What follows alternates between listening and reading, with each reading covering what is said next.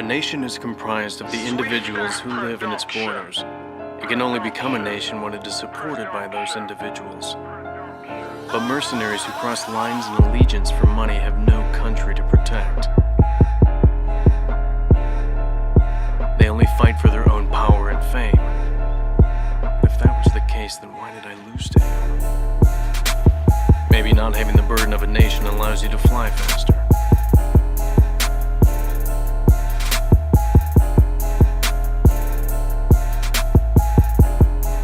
Hello everyone, welcome back to This Week in Tyranny. Thank you for joining me. I am your host Conrad Rogas. It's March 9th, 2025. I can't help but smile because this is actually the second time I record this. I just recorded it. I was trying to deal with the video glitch that I get. We'll see if I have it or not. And I switched out my cables and I didn't. The cable doesn't plug in all the way to my audio interface. So you go sit down to edit it because I got a lot of graphics for this show. It's like a hour long show plus. And then you go and you get no sound. I don't know if you guys have ever experienced that or you know what that's like. But I think it's awesome and it's great. It's perfect with the point that I'm trying to make that I just made because I just did this. So here I go, right? Back to work. The title of this one is something like The Cult of Death Says America First, but it's actually depopulation, populist depopulation. This is what we're going to talk about on the 118th episode, because I always want to recenter things. There are all these topics and you got to talk about what's important. So really, yeah, we're talking about the military, but this is a show, now that I've done it already, it's about the emotions, it's about family, it's about being a real organic human being and connections with human beings, and that we're under attack. This is a depopulation agenda, a eugenics agenda. Now, the military is kind of our way in. We're going to talk about the military because it's the best way to point out the hypocrisy of the government, specifically the United States government, since I'm here. Depopulation as well, and then of course we'll talk about the death cult with some of these occult aspects. But before that, I'd like to dedicate this show to all women, because yesterday was International Women's Day, and while that's a feminist, socialist type of holiday, that's not the point. The point is any chance you get to be appreciative and grateful to women is a chance I'm going to take. But also, it serves my purposes because this show, and This Week in Tyranny in general, it focuses on men in power, weak, abusive, terrible men, which is who tyrants are. And those also happen to be the kind of men that are the roots of most women's issues, right? So we've got a common enemy here, these ain't shit men, as I call them. Now, as we get there, we're going to start with the government, because a lot of people are reeled in, engaged in politics. Of course, when you bring up current government actions, I so often hear in return, well, a lot of this is from the previous administration. That's what I hear. I hear the excuses like you can't blame Trump for these military bases and these campaigns.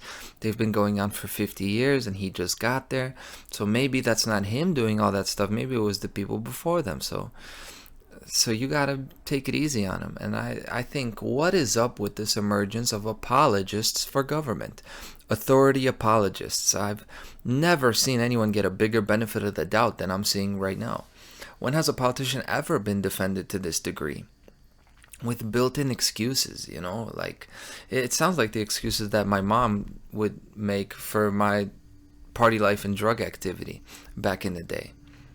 But people, this is how they treat the authority figures that you throw into question. They defend them like they're their sons, like they're literally their children.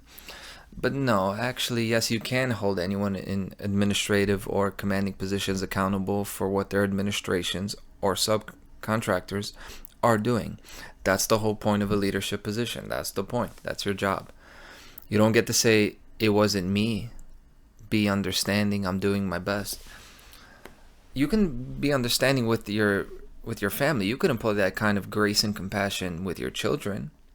We make exceptions for people when they go outside of the boundaries of the agreements we've made with them. Yeah, you do that for people you love, not people that you pay to manage your property in your community.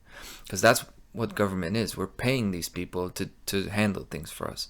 And again, I'm this episode, I'm not speaking from the perspective of anarchy, like my actual worldview, which is regardless of the fact that in principle I don't recognize government and I don't recognize any man-made laws as primary.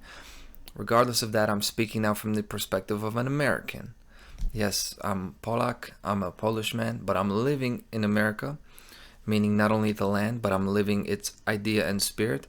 So therefore, I'm an American recognizing American laws and customs. So I'm recognizing the United States government as it is because I'm here. The reason for that is I want to say, okay, the current elected officials are there in their positions. I don't want to have an emotional back and forth. Let's talk about things reasonably. I respect their functions and their roles. I'm not calling out anyone as my mortal enemy. I'm saying to the officials of this country, now go do it. Do your job. You follow the law. There's a law here to follow. A lawful representative government. This is what we're supposed to have, whose authority derives from reason. This is the foundational axiom that America is funded on. It's that it's a reasonable government, reasonable actions based on natural rights. That's the reference point. God-given rights that are recognized by public officials and administrations, and those administrations agree to uphold those rights. They also agree to hold themselves to restrictions of their own power, and that's all in reference in the bounds of the Declaration of Independence and the Constitution. That is our common reference. Guys, this is a business agreement. There's a business relationship here. There are no personal connections. There are no emotions here. I don't hate any of these people in government, but I for damn sure don't love any of them. I don't empathize with them. I don't want to know their life story. I don't care what they've been through. I don't have any sort of an emotional tie to them the way I have an emotional tie with my hockey team. The Florida Panthers, I know them. I take them not as just hockey players, but as human beings. I take interest in their struggles, the way the season goes, who they are as people. When they win, I'm happy. When they lose, I'm going to be sad along with them. That's what you do for someone. You have an emotional connection with them, not with a business agreement. I'm a project manager at work, and a lot of the times I'll do the actual work. I'll do a little bit of everything. As a manager, I don't get to say it wasn't me. I don't get to say, hey, somebody else did that. I did my job. No, I'm responsible for everything I touch. If I walk in there and I see something, it's now my responsibility. This is the point.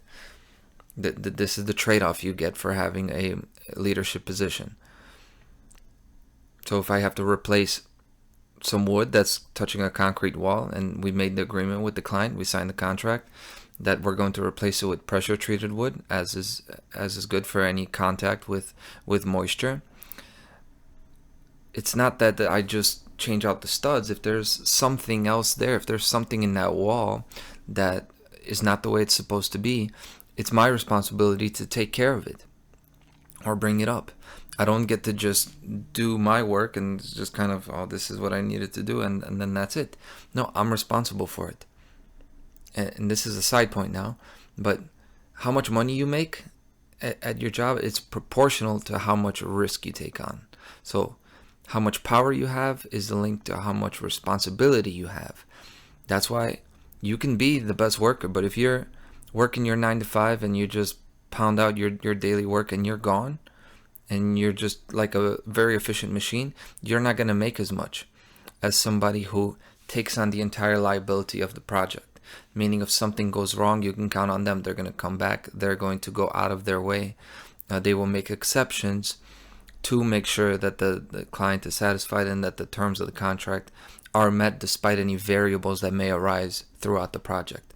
So this is what people pay the big bucks for. Now, when we talk about the people we voted, so what I'm expecting from people who voted is that by voting, you're taking responsibility. You're walking in and you're saying, yes, I'm involved here. I know what's going on, and I'm at least capable of understanding the processes that I'm advising, because that's what you are as a as being represented in government. You're in an advisory role if you're giving your input, if you're voting. And even just by talking about policy and economics and politics and foreign policy, you're taking responsibility. So you should tell the politicians, go do it. Do what you said you were going to do. Voting doesn't happen once every 4 years. It happens every day. Every day. The government doesn't make decisions according to their personality and their vision. They act according to what you allow them to get away with, what you allow them to do. So don't let them get away with it. Tell the politicians, do what you said you were going to do. We were told by the president in no uncertain terms, he said we were going to end American involvement in wars all around the world. That's what they said. And we were told directly, America first. Is that what's going on? Do we have America first? Look at military assistance to Israel, a press statement by Marco Rubio, the Secretary of State. This is from the State Department, March 1st. This is this week. I have signed a declaration, he says, to use emergency authorities to expedite the delivery of approximately $4 billion in military assistance to Israel.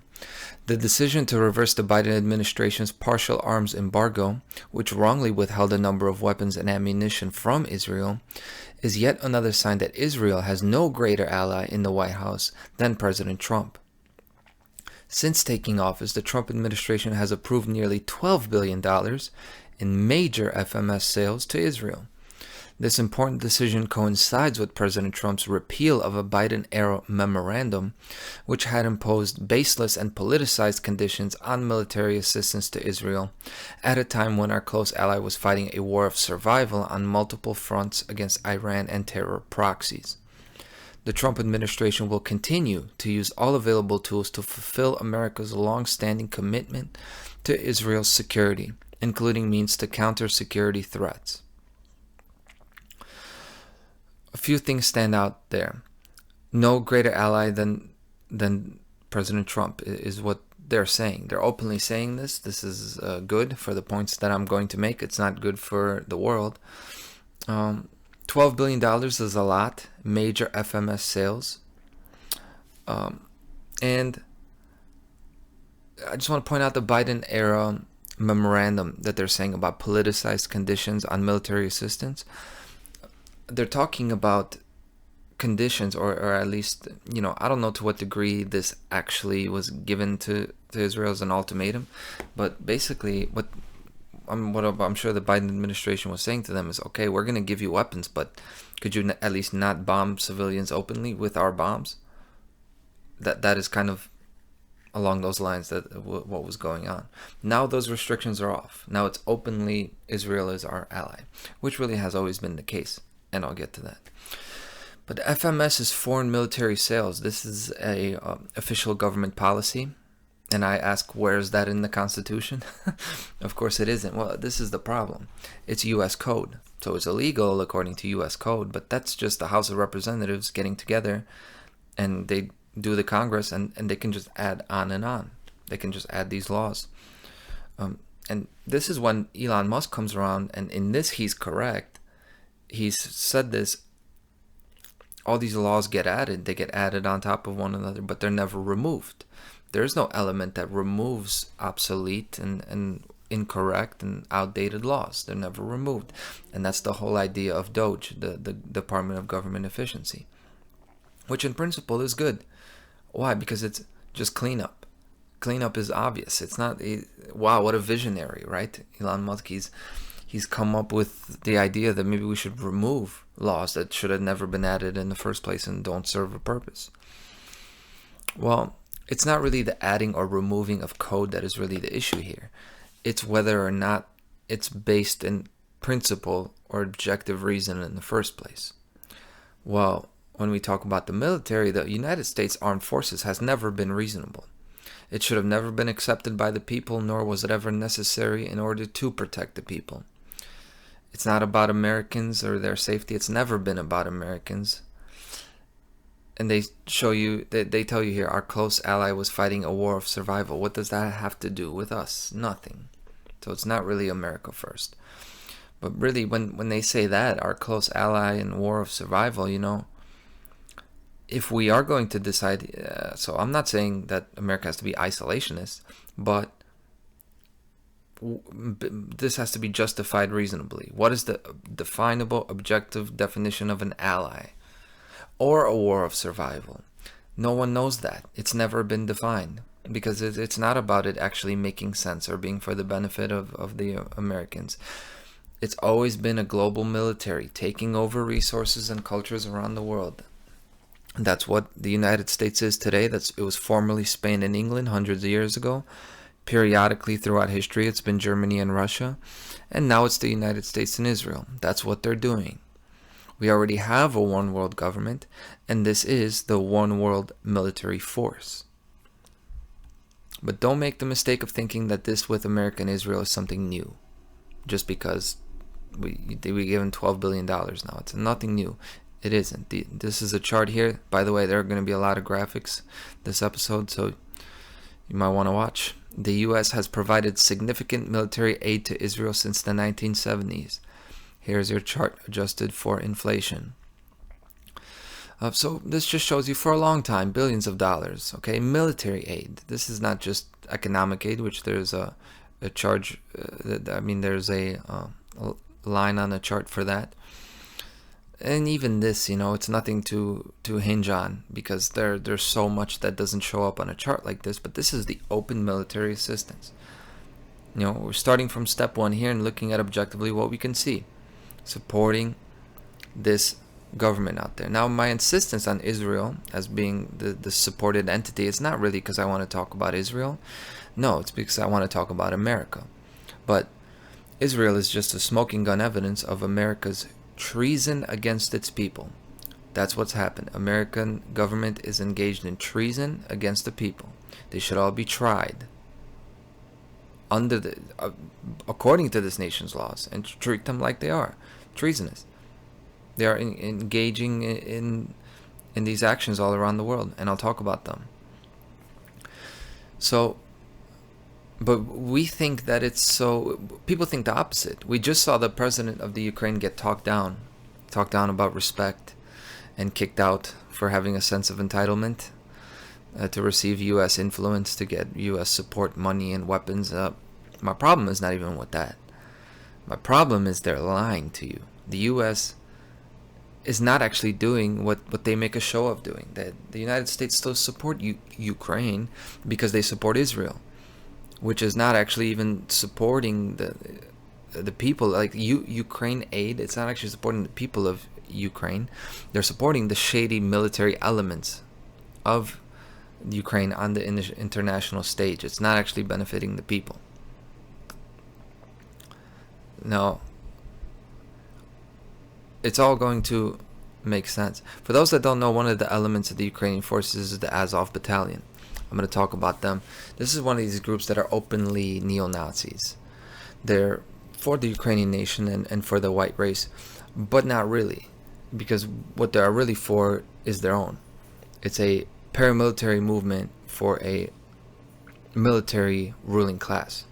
It's national power being elevated above individual rights. And it's only a modern iteration of this ideology. It goes back a lot further than Azov. It was the Patriot of Ukraine movement before.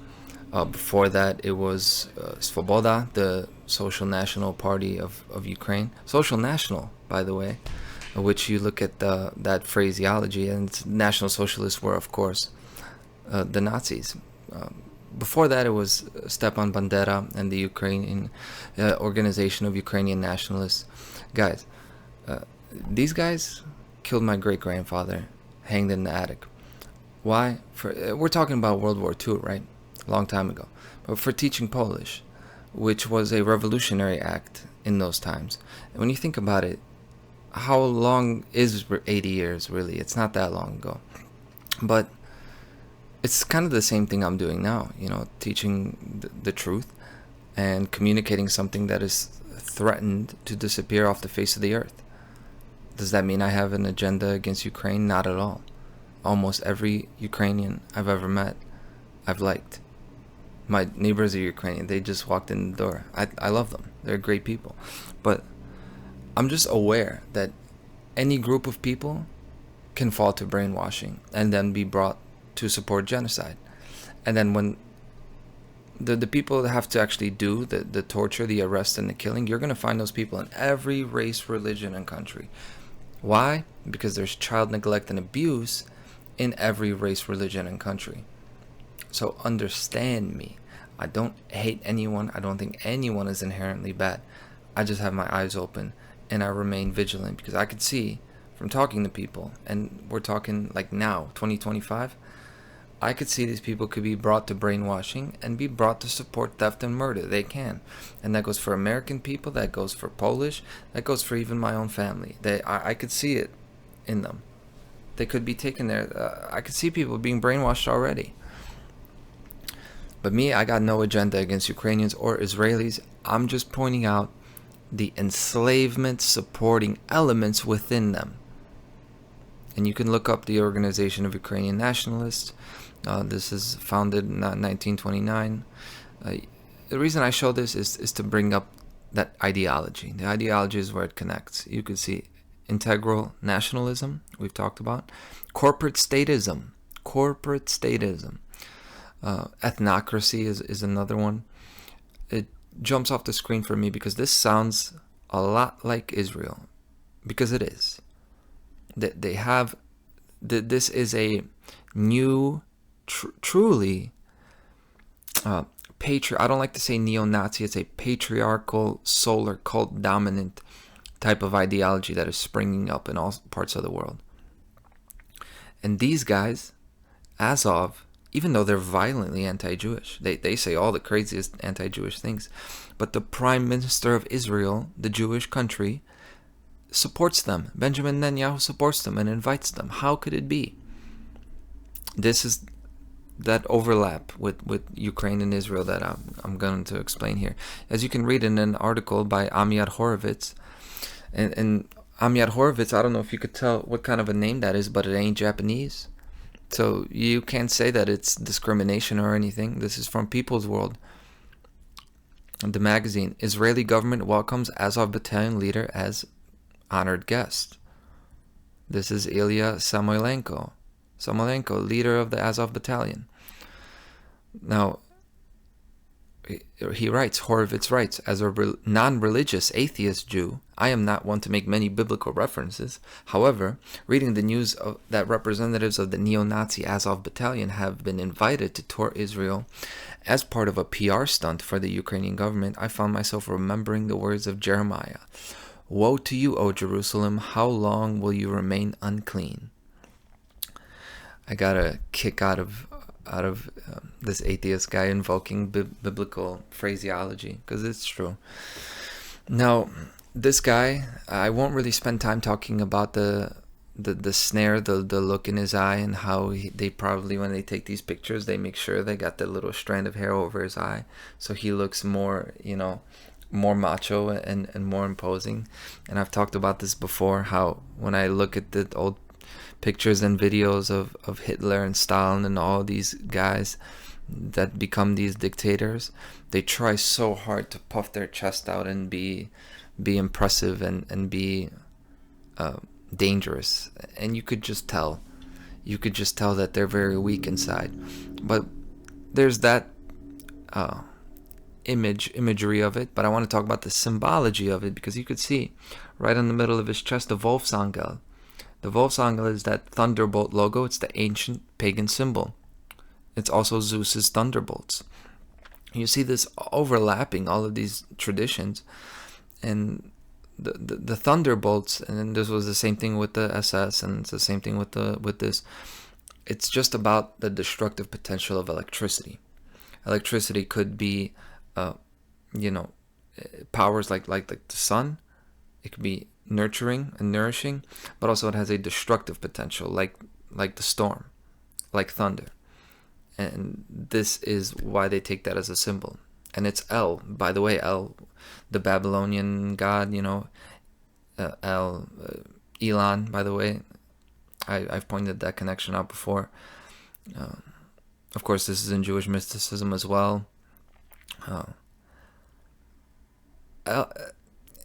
it relates to Saturn and the hexagon on Saturn and the black cube. I've made all these connections before. That pagan symbolism is there for a reason. The Azerbaijan also uses the Sonnenrad, the black sun, which is another Nazi occult symbol of. It's a symbol of the dark and shadowy aspect of the sun, the pitch black sun. Okay, it's not really the other side of it, but it's the other aspect of the sun. That's what happens when you stare at the sun for too long and you see that black spot afterwards. Because again, there's a destructive element of masculinity. It's so interesting that you have the black cube, which is a central fixture in Islam, right? The Kaaba. But then you also have the tefillin, which is the same black cube, but a little one, and it's worn on the head or on the arm or on the hand of fundamentalist Jewish people in the Jewish religion have the black cube as well. That's what the black cube traces back to. It's all these same symbols with a common origin. Symbolically, though, this is the oppressive and destructive overuse of masculine potential and power. Okay? These guys don't know this, but that's why they take those symbols. Because they see themselves as these hunters, these wolves. Okay? They know they're tyrants. This is the military tradition, the true military tradition. Or I shouldn't say true, but what it actually has been rooted in over time. And by the way, guys, this is the whole unspoken motivator behind all the solar cult and conquest and genocide since the dawn of time. It's just an anxiety about masculinity. The sun is a symbol of the unconquerable, driving, single-minded masculine power. That's what the sun represents. Now, the best and most complete direct way to experience that, kids cover your ears, is by having sex with a woman. Or as a woman, you can experience that having sex with a man. And then you would experience that masculine power. That's the idea anyway. That's what should happen or could happen. And while I could never know for sure, I'm sure it's the same in same-sex relations. Still the masculine energy could be there. But what I can tell you for sure is this driving primal masculine expression for sure doesn't work without a physical, mental, and emotional connection. You only feel that raw primal power if you are truthfully being yourself and truthfully expressing yourself. It comes from very deep within, you know? You can fake it, like people fake it, and you can, but it's not the real thing. And this is the thing. The power hungry, the military strategists, the solar cult authoritarians, it's written all over their face. They have this terrible void inside and that terrible anxiety about being that man. They feel like they're inadequate. To me, that's the psychology behind authoritarianism. For me, that's how I see it. At least in the past few hundred years of human history, I could say it for sure. Before, history, I can't really believe something that's hundreds and hundreds and thousands of years in the past because I just don't know. It's been altered too much. But just based on the way occult symbols have been used for the past 250 years, based on the speech and the mannerisms of the leaders and the dictators, based on what the militaries of the world focus on, their areas of focus and their behavior, based on all that, it's dick size anxiety. It's sexual frustration. These guys, they feel like they're not adequate because a guy like that could be the most well-endowed, gifted, lucky guy in the world, but he will not feel a holistic inner peace and an inner sense of power. Why? Because you can't cheat nature. If you're not honestly being yourself, if you're not willing to risk your ego and risk your image, then you don't get the gifts and the spoils. You don't get the actual reward. You'll get a short-lived reward. And that's not to say there aren't exceptions to this. There's a guy who's a bad motherfucker like that. Hey, good for you. It is what it is. But it's overpoweringly the case, the way I see it, is that this anxiety, this inability to feel like a real man is what is at the root of all of these mass murders and genocides throughout history. If you're not honest about being a man the right way, you're just going to get pointed toward the short-lived, the hollow, decreasingly satisfying versions of that masculine expression. It's just like drugs, it's just like alcohol, it's just like pornography. It's just a shell of it that you're getting. But just to drive home this Israel-Ukraine link, it's not one meeting I'm pointing to. It's Israeli weapons that Azov is using. You could see from Haaretz, like a main Israeli newspaper, rights groups demand Israel stop arming neo-Nazis in Ukraine. Human rights activists petition the court to seize Israeli arms exports to Ukraine since some of these weapons reach neo-Nazi elements in Ukraine's security forces. This is an image of one of these people in Azov that they posted, and they have a Tavor rifle there. You could see these are Jewish weapons. Here's the thing though. It's not even to make this like a smoking gun. Aha, they've been caught with the weapons, because but there's this whole link with the Uzis and anyway all this Jewish military technology and weaponry. The point is, they don't have to support each other directly, even though we have the evidence for that. They could do it through the United States, which they have done. And now this is the link that we're talking about with AIPAC. This is from a website that you should check out called trackapac.com. Okay, I always forget what the acronym is. It's the American Israeli, not the Political Action Committee. It's like the Public Affairs Coalition, right? So again, whatever. AIPAC is the Israel lobby. It is the government of Israel, their interest, giving money to American politicians, not secretly, on record. This is public knowledge. This is the AIPAC Hall of Shame, which in itself is only a group. Like this Track AIPAC site, you can go and it has a whole section on the current administration and their connections, how much money they've gotten from the government of Israel and different Israeli companies, right? The military ones and others. But this is the Hall of Shame, and it shows you that this is 81 members of the current U.S. Congress. 15% of the U.S. Congress have AIPAC as their all-time top contributor. 37 Republicans, 44 Democrats. I point that out to show you that it's across the board. It's not political. And you can read about all this. This is from the AIPAC website, standing with those who stand with Israel. So they brag about this. AIPAC supports pro-Israel Democrats and Republicans. It shows how many of them they supported, 53 million through the AIPAC Political Action Committee. Look at this though. This is it right here. 97% of AIPAC endorsed candidates won their general election in 2024, strengthening support for Israel in Congress. 97% is crazy. And it's also an interesting element that they usually had their money in already elected officials to lobby them, right? But they switched their strategy in the past year, and they funded all of these elections now instead of people who are already elected. And when there's when that coincides with a switch of government and it seems like it's going in a different direction, again, that just outlines that connection even more. And look at this logo. Look, is this logo not a desecration of the flag? You got the Star of David with the American flag. Is this a joke? It's not. This is the thing. The global banking and military interests can move the pieces around the board as needed. So now Trump won, and now USA can't support Ukraine directly because they're supposed to put on this big front that they're not going to be going along with Europe, and they're not going to be against Putin just because everybody's against Putin. So they're not going to fund Ukraine openly, but they're giving money to Israel, so they're still funding them through their ally.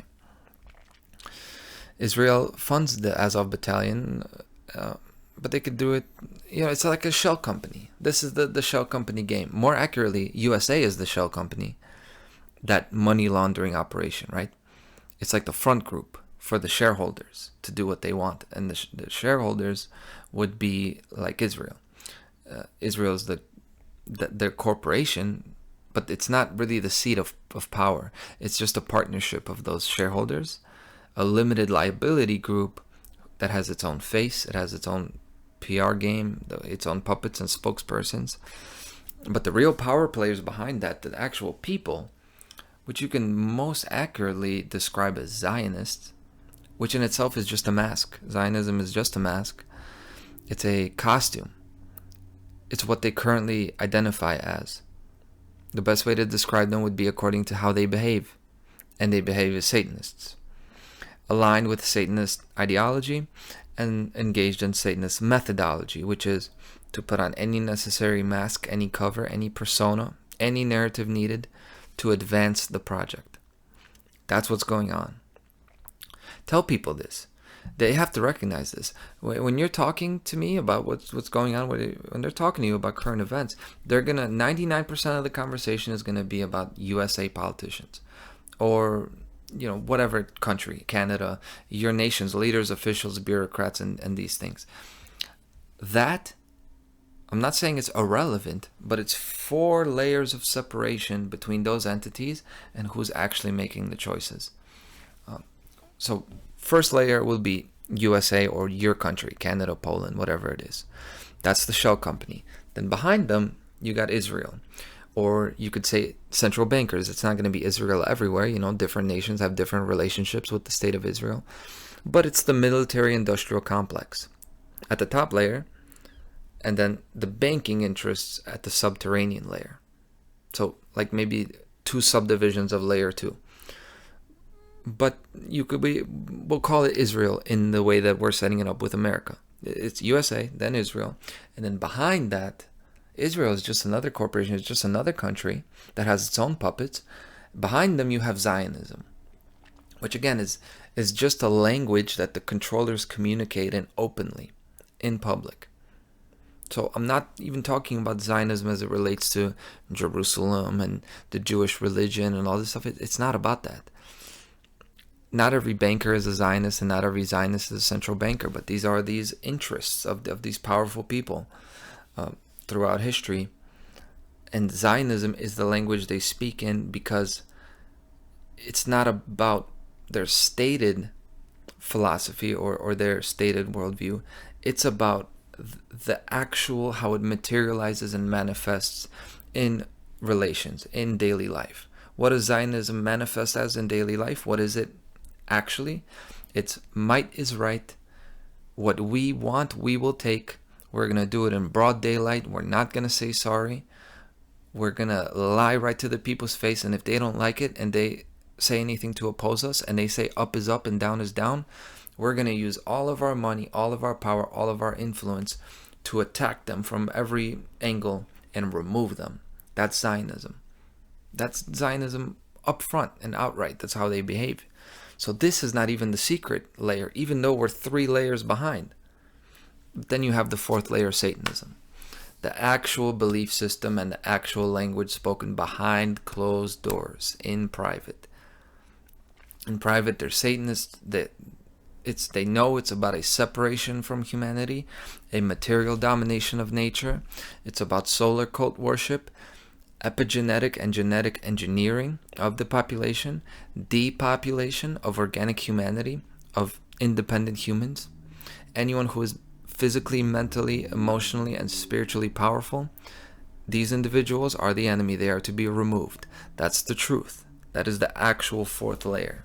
That people think that that's not even in their field of vision. But they'll talk to you about politics. But hey, that's how we need to do it.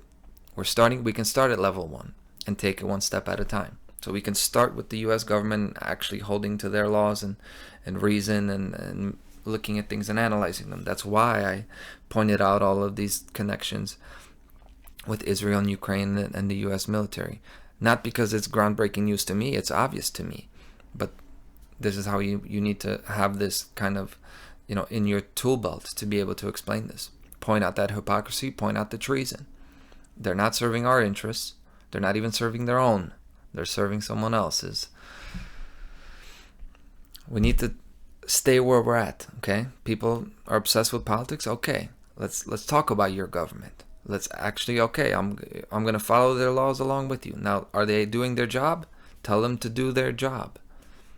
This is where power is in the present moment. Here we are. Let's demonstrate to people that the real workings of the world that they think they know this world, these workings of the world are much, much farther. They're in a different place. Starting with military allies of the United States that we're going to talk about. Now, it almost seems like a side point now, but plenty of people just don't understand that Israel created Hamas, and I'll easily show that. The larger point of that being that radical warlike Muslim groups in general, they're real, but they were all of them, trained, equipped, and funded and led by the Western powers, mainly the United States and Israel. So the same people they're at war with, that's who created them. It sounds like a lazy statement. It sounds like an oversimplification. It sounds like a generalization. The craziest thing is it's not. The truth is crazier than fiction. It's not a cartoon.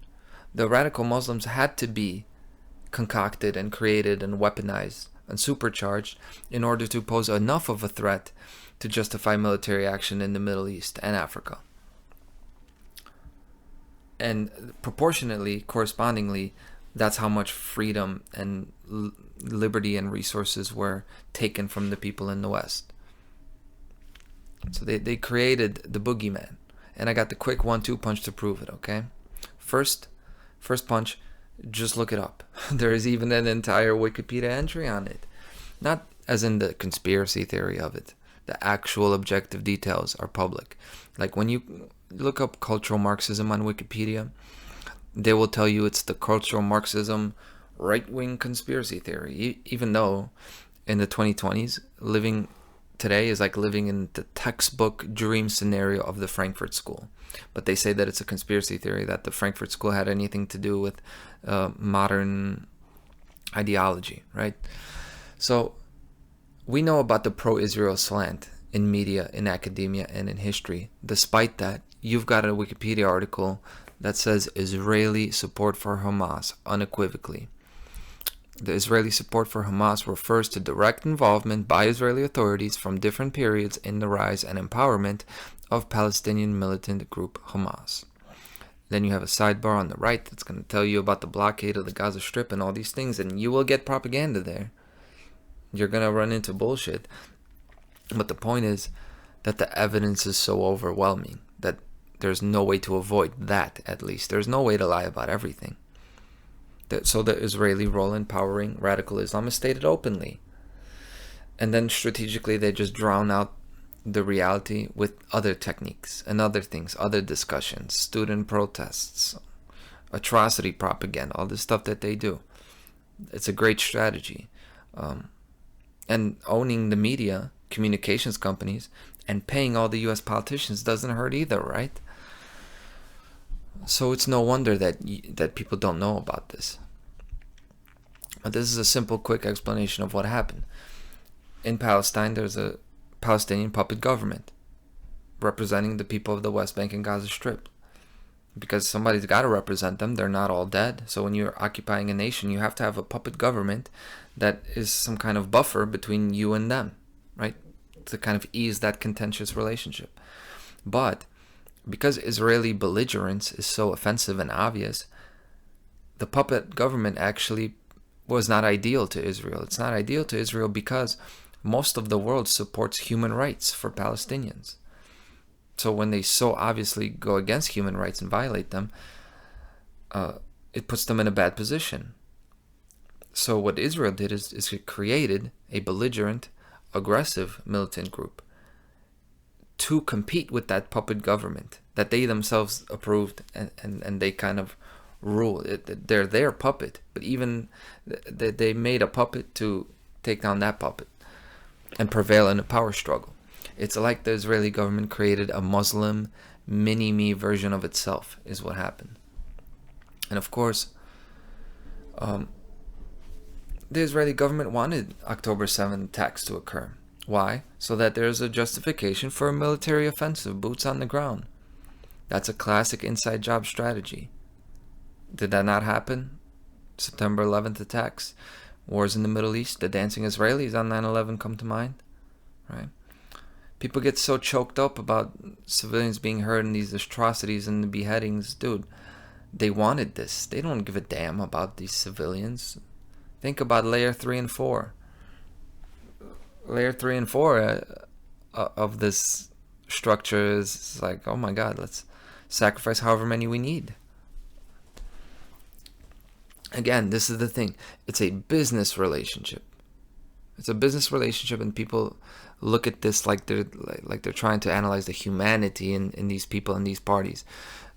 Do not make the mistake of treating governments and organizations as human beings and applying human characteristics to them. They are not. It's a business relationship. Hold them to conclude and finish and honor their agreements that they've made with you. So the plan, of course, with the Gaza Strip and West Bank is ethnic cleansing. Israel wants Gaza first, West Bank second. So they create Hamas. That's my right distance finder, straight distance punch. And I pull back, and then my left hook power shot is this article right here. The knockout is Netanyahu, who is the Prime Minister of Israel. He defends Qatari cash infusion to Gaza. A 2018 article. Israeli Prime Minister Benjamin Netanyahu has defended allowing Qatar to transfer millions of dollars to Hamas-run Gaza, despite criticism from within his own government over the move aimed at restoring calm after months of unrest. The Israeli authorized money transfer appeared to be part of talks that would see Islamist movement Hamas end months of often violent protests along the border in exchange for Israel easing its blockade of the Gaza Strip. What they're saying here is, okay, Israel has a blockade over the Gaza Strip. There's unrest over that. And Qatar, the Arab money, sends millions of dollars, and they let the money in. We need to talk about the blockade so it makes sense. Understand, blockade means Israel is not letting people in or out. They control all the border crossings of the Gaza Strip. They're not letting anyone in or out. They're not allowing food. They're not allowing supplies. They're not allowing communications. Now, this was before the war even started, right? Just standard practice. Now, this alone is grounds for rebellion. It doesn't matter how much food you were letting through, how much food you were holding back. When you have a blockade over somebody, 10 times out of 10, it's grounds for rebellion. So not only has Israel created conditions in the Gaza Strip where any man with a pair of balls would go to war against you. Now, I hope that's what we would do, although I'm not sure sometimes if we would even fight back. But not only that, while blocking food and supplies, and that's the reason for all of the conflict, but they allow millions of dollars to the Hamas military group that's controlling the leadership in Gaza. They allow the money and keeping the blockade in place, but then allowing the money was supposed to somehow ease the conflict. Of course, what this did, the money that they got, it's recognized now that this is one of the things that made the attacks of October 7th possible, or made the narrative possible at least. So I don't know if I explained it well, because the reason it's hard to understand is because it's so ridiculous and it doesn't make sense. I often feel like the behavior of Israel is both a mockery of humanity by Satanists, and it's also like a running experiment of how blatant a lie could be, how ridiculous it could be, and how they could still refute it, how effective its refutation could be, despite having no grounds to stand on. That's what it seems. But this isn't really about Israel. America is my focus here. So we talked about Ukraine, Israel, any other wars that America is involved in. That's 2 wars that America is involved in. Any others? Well, you could just go to africom.mil.military, government website. AFRICOM is United States Africa Command. The United States Africa Command is one of the 11 unified combatant compounds of the United States Department of Defense. They have one for every area of the world. They have Africa Command, Central Command for the Middle East. They have Southern Command. So America is engaged in military action all around the world. And They tell you openly about their operations. This is on their official website. Federal government of Somalia engages with Al-Shabaab with support from U.S. forces. U.S. Africa Command conducted collective self-defense airstrikes against Al-Shabaab on March 1st. So this is all recent. U.S. forces conduct strikes targeting ISIS Somalia. Another one, February 20th, 21st, 22nd. So what is the justification for military action in Somalia? Do we have a good one? Are we supposed to believe that this is about protecting American safety? It would be ridiculous. See, they don't even pretend to do that anymore. They used to in the early 2000s. But now they say it like Marco Rubio does, and kind of now they say, yeah, it's America's responsibility to support democracy around the world, right? Promote world peace. In the early 2000s, they were actually sending boots on the ground people, and it wasn't just airstrikes, like they were getting people killed in Iraq and Afghanistan. So, they did have to pretend that they have to do this, or else we're going to have terror attacks necessary for the safety of Americans. Yeah, they had to convince the moms of these young men to send them off and let them go. And it worked. And in 2006 is when they created AFRICOM. Defense Secretary Donald Rumsfeld proposed it to George W. Bush. That's when it happened. So before that, it was still happening, but it was just called different things. It was secret intelligence operations, like the Iran-Contras and all of these things. This is a really nice overlap with John Perkins' Confessions of an Economic Hitman is the book, which I have somewhere. These things used to be secret, and he talks about it. He was one of these people that were creating the conditions to then get these nations in debt and these organizations, and then the U.S. military would send their people in to get the desired result. It used to be secret. Now they have AFRICOM, so it's just like openly accepted that that's what we do. But does it make any sense for Americans? Does it make any sense that this is about us? What does a CIA operative, Osama bin Laden, have to do with an Iraqi leader, Saddam Hussein? What does that have to do with Yemen and Somalia? Because they're close to each other? They're not close to each other. They're counting on people's ignorance, and they're not bordering. It's not the same issue. Why? Because Islam? Because there's Islamic? No. Nothing. There is no connection. It's just the gullible, ignorant public doesn't know about what happens in the world. And how are we supposed to know that here they want oil and here they want lithium, right? And then they wanted the tungsten mines in Korea. How are we supposed to know about that? People don't. People only know what's in front of their face. But speaking of what's in front of your face, look at this logo, guys. Look at this Africa Command logo. Hey, that's Mother Africa, right? In the middle. What did I just say about repressed male sexuality? Look at how they have this depicted, this oval shape. What is the oval shape like? We all know what this looks like, I hope. Frustrated male inadequacy. That's the military. But let me reel that in a little bit. I don't hate the military. I'm not saying that. I'm not saying that everyone in the armed forces is this kind of a bitch boy that I described. Your leaders and their bosses are the bitch boys for sure. And I think military members will agree with that.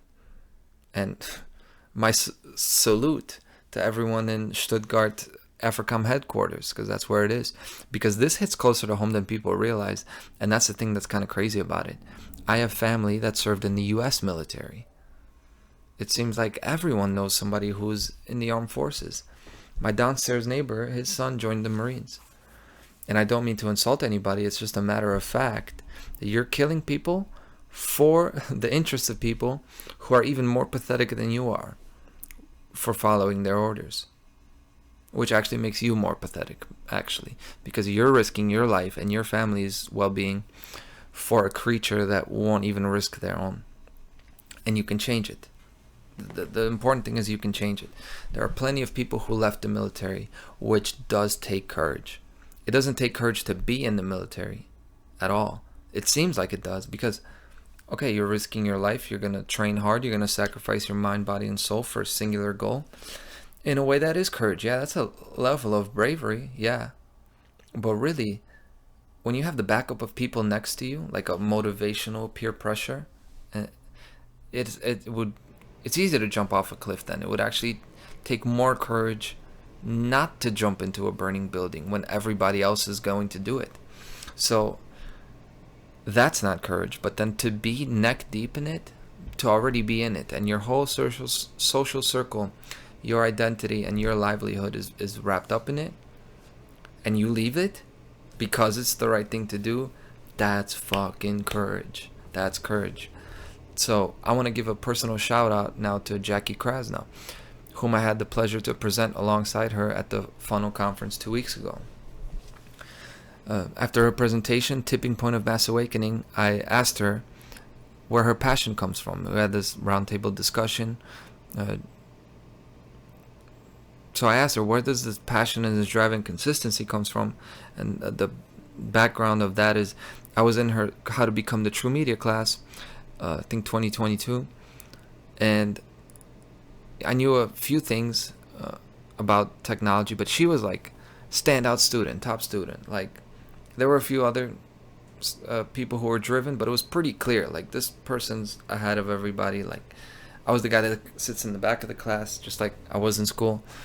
And then you would see her there, even though it's online. So you would just see before class, after class, questions, doing all of the things that are not just listening and like, okay, but actually doing the things that are part of the teaching material, actually engaging with the teacher, like getting the full value and return out of him, right? Getting your money's worth for that.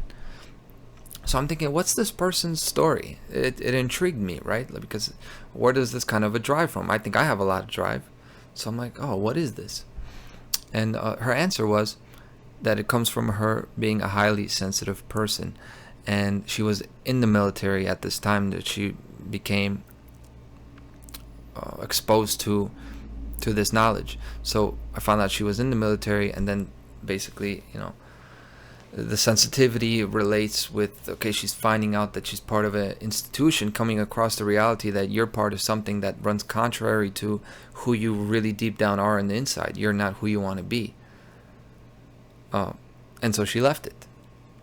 That courage I'm talking about. So there you go. There it is. Whatever you are involved in, there's a human inside of you. Hopefully you haven't completely murdered your sensitivity. A lot of people do. I almost did. But no, you can come back from that. And it doesn't matter what you do. You guys are trained killers. Okay, big deal.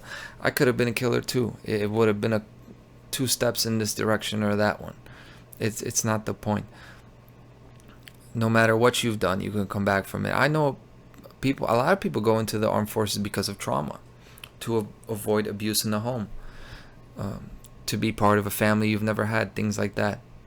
In 2014, I met a Polish guy, Peter, who he went into the war in Kosovo. It wasn't in his country, but he went there because his sister was raped and murdered by a gang of a few guys. So, Peter, wherever you are, I hope you're doing well. Like, that's the kind of stuff that happens to people. I wonder if he took the injection, See, there was a climactic, heartwarming finish to this episode. It would have made sense to end it after I talked about Jackie and the whole thing with women and courage. But of course, we're not going to do that. It's This Week in Tyranny. Hey, this is the thing about masculine power, right? Genuine, organic masculinity. It doesn't work on anybody's schedule. And there might be some untimely finishes. Things may go on too long. Things may not go on long enough. That's kind of how it goes. But I follow my heart and my mind. And my mind is telling me, reason is compelling me to talk about those injections.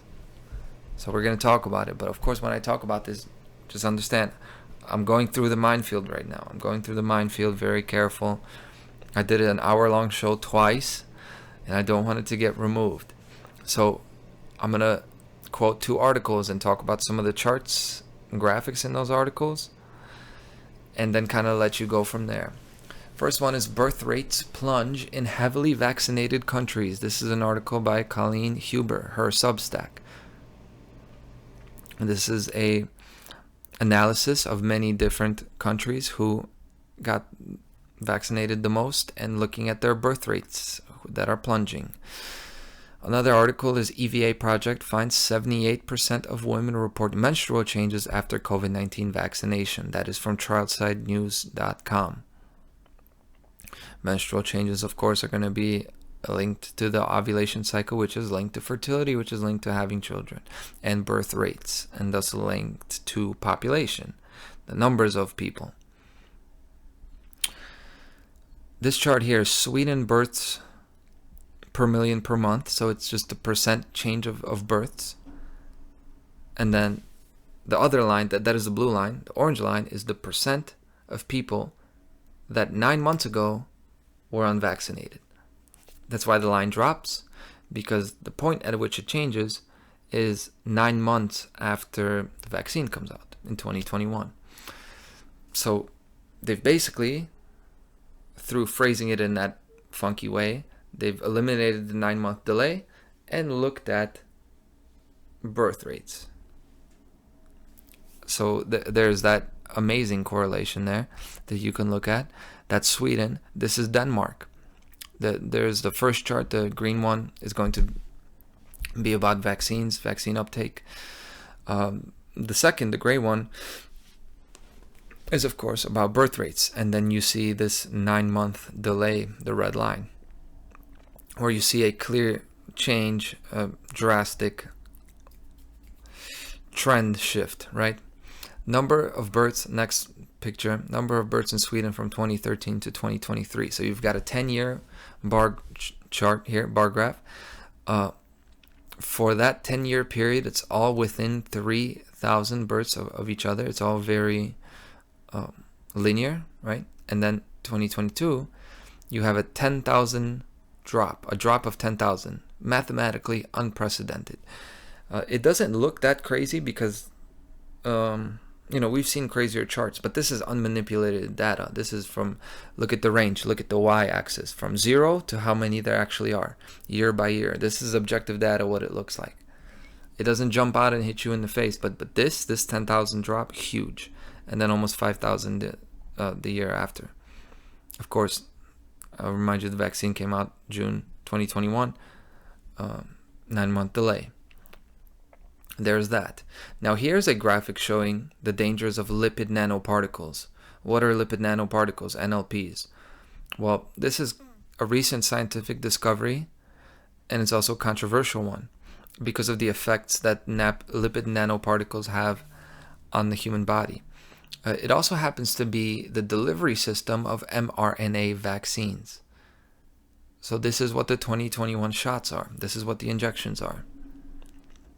Its delivery system is lipid nanoparticles, meaning lipid nanoparticles is what actually gets the mRNA into the body the way they intend to. Now this chart, this graphic, shows from hormonal, molecular to cellular to organ level effects of nano particles, lipid nanoparticles, both male and female. So you can go through this: DNA damage, reducing cell proliferation, decreased ovary weight, testicular injury. This chart has nothing to do with vaccines. It's just talking about lipid nanoparticles. So I'm just putting that there for your scientific curiosity, and that's it. That's it. That topic is done. It's just a curious thing. Now I'm gonna go to a whole new unrelated topic. Okay.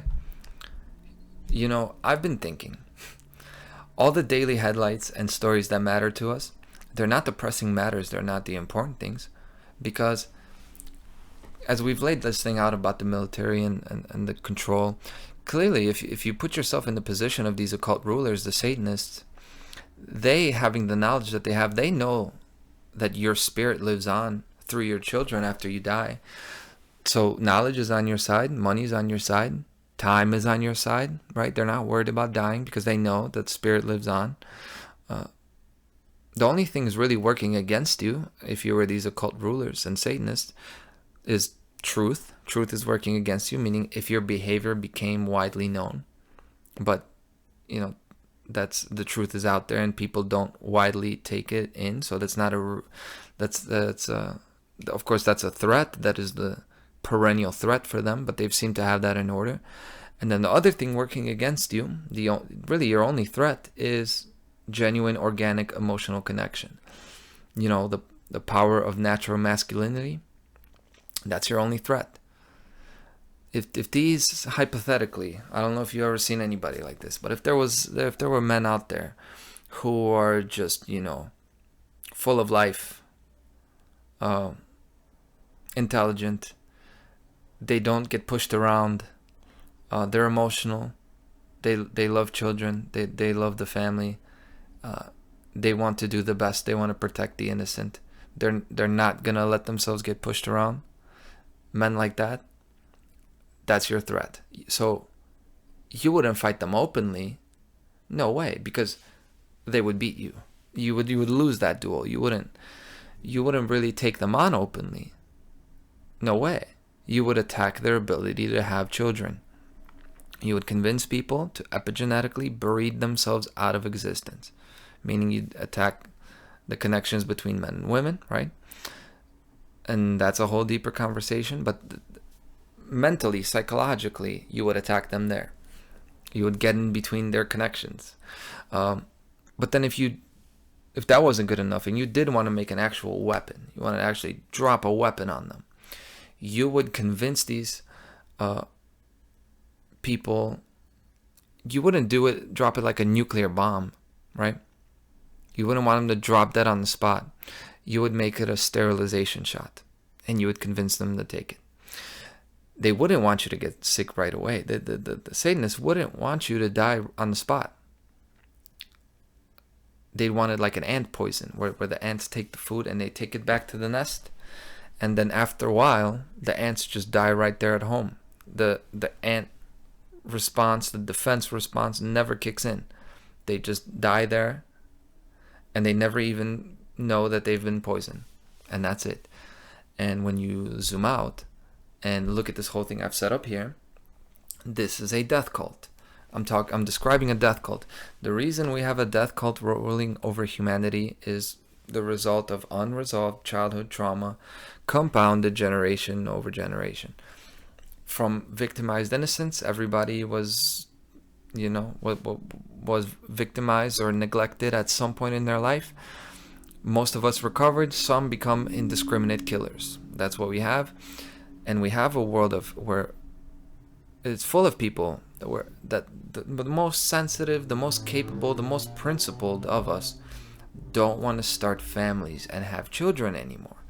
But on the other hand, those that were raised with fear and control and conformity, doubt, the need for external approval, all of this collectivism, that's who's encouraged to start families. These are the people having a lot of children. Now, it's not to make any personal connections or accusations, but Elon has 13, 14 children now? And if these people also happen to have money, that they're going to be spared from the chemical, biological, hormonal, and psychological assaults on their potency and fertility. So their birth rates are going to increase. Ours are going to decrease. Less people, more machines. That's their plan. But not all hope is lost. I also have a plan.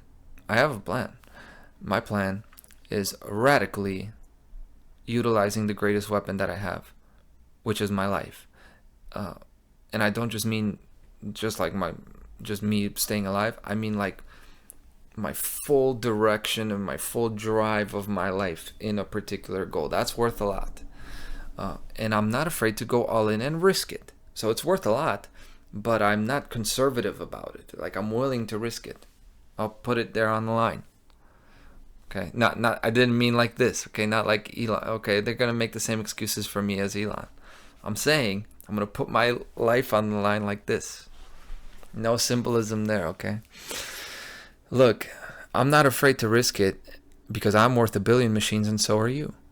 So we may be outnumbered, but if you care enough to stop being fucking tired and lazy all day, if you care enough to dedicate your life to something too, then we're going to overpower them no matter what the numbers are. It doesn't matter how many of them there are. We really hold the cards. And we don't even know it. But anyway, that's it.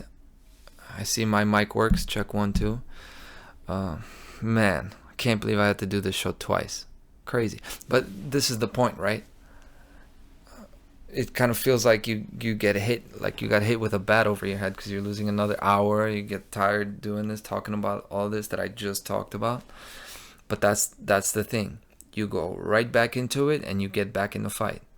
And I am not going to be stopped. This is the thing. You put your life towards something. And that's when you get the real rewards. Sometimes your reward is a coffee that's been getting cold for about an hour. But, there it is. There's always light at the end of the tunnel. And it's a real light, not this fucking fake solar symbolism. Let's look at the real symbolism. It's a beautiful day outside. I'm about to go outside and throw the trash out. I'll do like Elon and the Department of Government Efficiency and engage in some more of my domestic efficiency. I have a department of domestic efficiency as well. So I'll get started on that. And thank you so much, and I'll see you next week on This Week in Tyranny. I never felt fear toward an opponent. The same went for my ideals. I wasn't afraid to take on even an entire country. But when I was fighting him, something felt different. At first, I didn't know what it was. It wasn't until I noticed my hands shaking on the flight stick that I realized it was fear. It's embarrassing, but once I felt that, I couldn't fly anymore. I felt guilt toward my companions at the time. There's always a war somewhere, and I'm sure he's on some battlefield somewhere fighting even now. He'll always have a place to live.